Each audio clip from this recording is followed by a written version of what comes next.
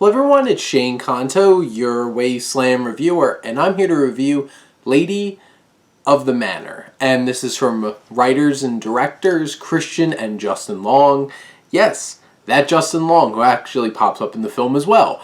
And this film focuses on an aimless ne'er-do-well, becomes a tour guide at this historical estate, and winds up being haunted by the ghost of the woman who she's portraying because she's just really offended by how terrible of a job she's doing. And you have Melanie Lynskey, who plays Hannah, our main character, who's just... she drops off drugs for a living. She is just a hot mess. There's nothing particularly, you don't really feel bad for her because she just doesn't try at all. And also she's just kind of obnoxious. And one of the biggest issues I had with this film is the main character here is so unlikable. And it's just why do I even care?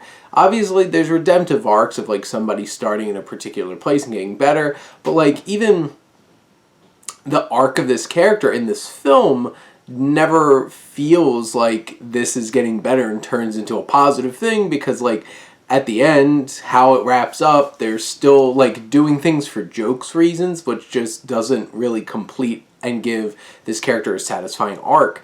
And then Judy Greer is probably the best part of the film, and she plays Lady Wadsworth, and she's just a lot of fun, trying to be a woman from 150 plus years ago.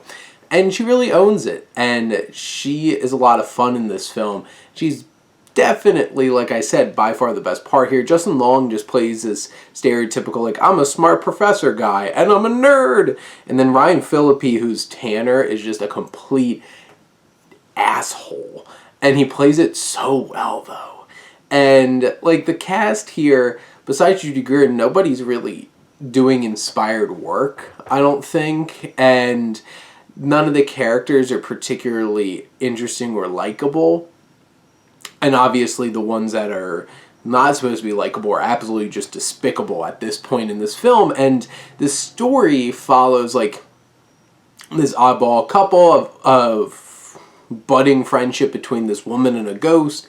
And there's more to who really owns this mansion and this estate, and a lot goes into that, along with a whole lot of really lowbrow or just poorly timed jokes and things that just really fall flat because they're jokes trying to be edgy but don't really feel poignant or substantive at all. So they just fall flat, and it's hard to really connect with them because it's why do I care?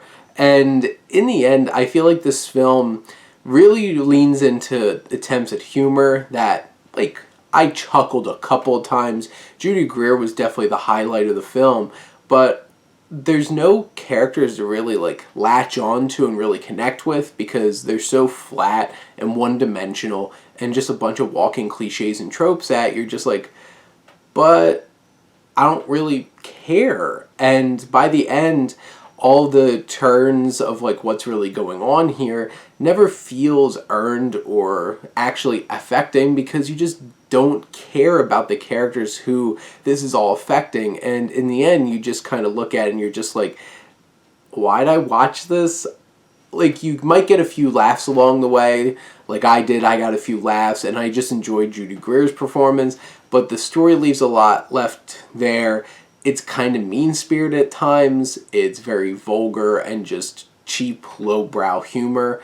And it's just filled with a bunch of flat, one-dimensional characters. So nothing really adds up here to deliver much of an experience besides, maybe you'll get some few laughs here and there. Unless, you really are into the lowbrow humor and you might get more laughs. But for me, this wasn't that funny or even close to being that funny, and just came off like a flat, kind of a misfire of a film. But those are my thoughts on Lady of the Manor. Let me know what you think, and let's talk some movies.